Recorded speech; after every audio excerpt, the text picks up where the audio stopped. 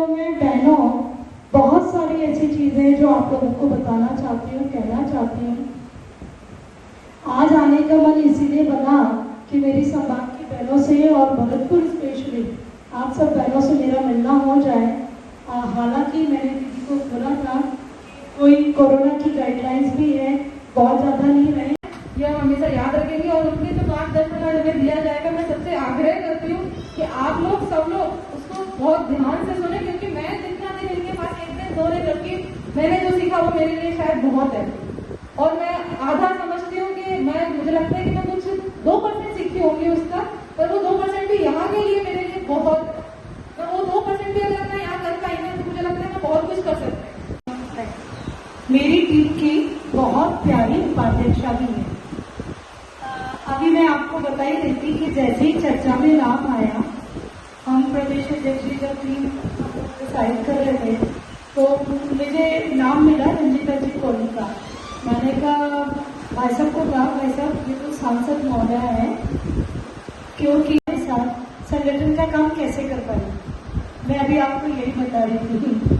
तो मुझे भाई साहब ने कहा इतनी सरल और सीधी ये बहन है और ये सीखने की बड़ी ललक रखती है और काम करने का जज्बा रखती है, तो ये दोनों बहन मतलब जब मेल मिल जाते हैं तो ये अति उत्तम होते हैं। तो ऐसी हमारी प्रिय बहन सांसद रंजीता जी को कार्यालय मंत्री, लंबे समय से हम दोनों का साथ है। पिछले 7-8 वर्षों से हम लोग टीम में एक मेंबर की तरह काम कर रहे हैं। बहन सुमन जी मीणा, मेरे साथ आई बहन मीडिया का काम जो बहुत शार्प तरीके से जयपुर में रह के काम करना, मीडिया का काम करना, ये बहुत बड़ा टास्क होता है। ऐसी मेरी प्यारी छोटी बहन स्नेहा जी ठाकुर, हमारे साथ आई हुई एक संगठन की वरिष्ठ कार्यकर्ता बहन वर्तिका जी, जिला अध्यक्ष बहन हंसिका जी, उपस्थित बहने और कुछ बंधु भी यहाँ हैं। बनाई जाएगी। देखिए, रणनीति कुछ नहीं है, बस मैम की गाइडलाइन में हम चाहते हैं कि महिलाओं को पूरे तरीके से एक अच्छी, उनको एक तरीके से जब होते हैं ना कि बच्चे को एक टीचर की बहुत ज़रूरत होती है, तो हम महिलाओं को हमारी दीदी की बहुत ज़रूरत है। और इनके जो बताई हुई बातें होंगी आज जो बताई जाएंगी, तो मुझे लगता है महिलाओं में थोड़ा जोश आएगा और वो अपने काम को थोड़ा सा करने के लिए उत्सुक रहेंगी। और सबसे बड़ी बात कि जिस तरीके से यहाँ पर महिलाओं पर दिन ब दिन अत्याचार हो रहे हैं, और अभी पीड़िता एक जो अभी आप लोगों को पता है जिसने आत्महत्या करने की कोशिश की थी, वो भी घर में अपने में कैद कर दी गई है। एक उसको खुद वहाँ के पुलिस वाले निकलने नहीं दे रहे हैं, उनके भी उसमें आज मैम आई हैं और उनसे बात करेंगे खुद, जिस तरीके से भी पॉसिबल होगा, चाहे वो जाकर चाहे फ़ोन पर वो बात करेंगी और उनको वहाँ पर कोशिश करेंगे कि उनको उनका जो हक है निकलने का दिया जा रहा है वो पूरा दिया जाए। और सबसे बड़ी बात, यहाँ मैम के आने से यहाँ की कुछ जो महिलाएं हैं, हमारी बीजेपी की जो कार्यकर्ता हैं, जिनको हिम्मत की ज़रूरत थी, जो कहीं ना कहीं दीदी से मिल रही थी, आज मुझे लगता है कि अलका जी यहाँ आई है तो उनको उसके लिए बहुत सराहनीय होगा, ये उन सबके लिए भी होगा। और हमारे लिए सबसे बड़ी बात है कि इनके आशीर्वाद के साथ आज उनकी हिम्मत भी बढ़ेगी। और कल जैसे मैंने बताया कि वो चाहती है कि महिला आके अपने हक के बारे में बात बोलें।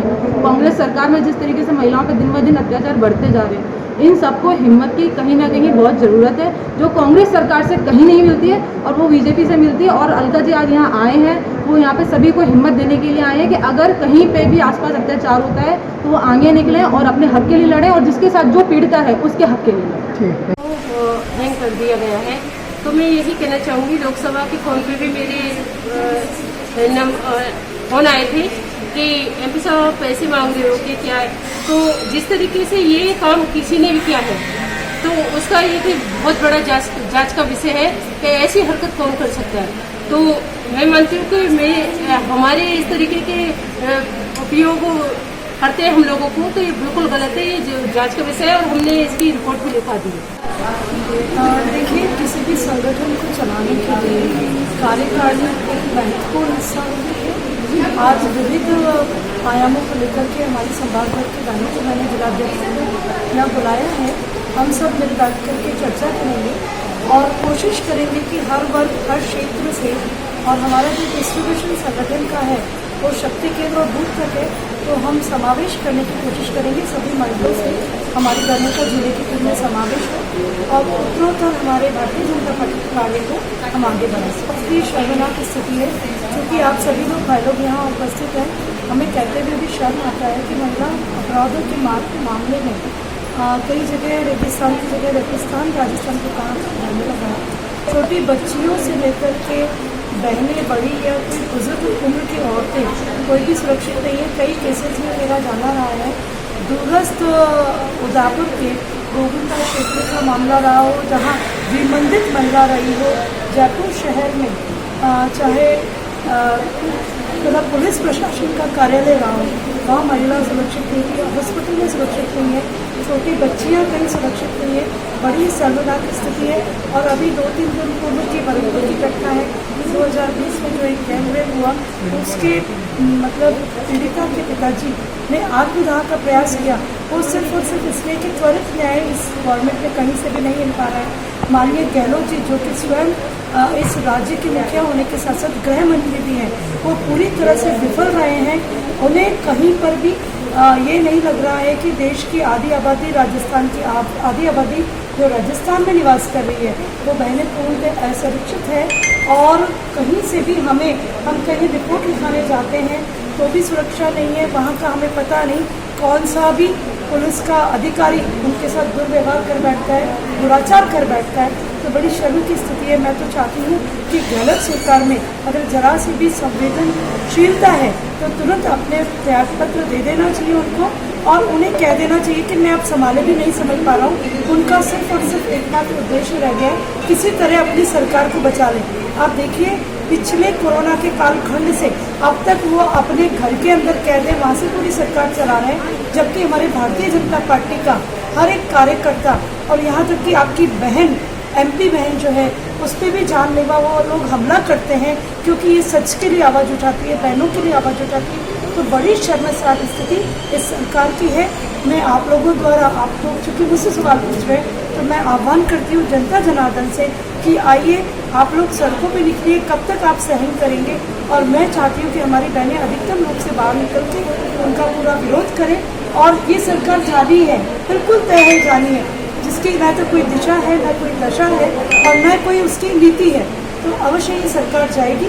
और माननीय अशोक गहलोत जी, जनता आपको उखाड़ फेंके उससे पहले आप स्वयं इस्तीफा दे दीजिए, और हम सबको आप माफ़ी मांगिए बहनों से जिनकी कि आप बिल्कुल भी सुरक्षा नहीं कर रहे हैं। मैडम एक आखिरी सवाल, जिस तरह से बीजेपी में वसुंधरा जी को लेकर के राजनीति चल रही है, लगातार बयानबाजी हो रही है, उस पर आपका क्या कहना है? देखिए, माननीय राष्ट्रीय उपाध्यक्षा हैं वो हमारी, और हमारी नेता है, कहाँ से कोई उहापोह की स्थिति है, समझ में नहीं आ रहा क्यों आप लोग इस बात को लेके चल रहे हैं। हम लोग मानते हैं वो हमारी नेता है, अच्छी नेता है और राष्ट्रीय उपाध्यक्षा है, ऐसी कोई भी बात कहीं से भी नहीं है। लगातार प्रदेश कांग्रेस, प्रदेश बीजेपी जो कार्यकारिणी है, कमेटी है, उसमें भी ये बात उठी, अभी कल परसों मीटिंग हुई, वहाँ भी चर्चा चली, लगातार बयानबाजी का दौर है, क्या कहना है आपका? नहीं, ये बयानबाजी तो जिन लोगों की बात करने की आदत है वो बात कर रहे हैं, ऐसा कहीं भी नहीं है। हमारी कार्य समिति में पूरे समय तक माननीय वसुंधरा राजे जी उपस्थित थी, वीडियो के माध्यम से उपस्थित थी, और वो हर चीज़ हमारे कार्यक्रमों में रहती है, उपस्थित है, ऐसा कहीं से भी ऐसी कोई बात नहीं है।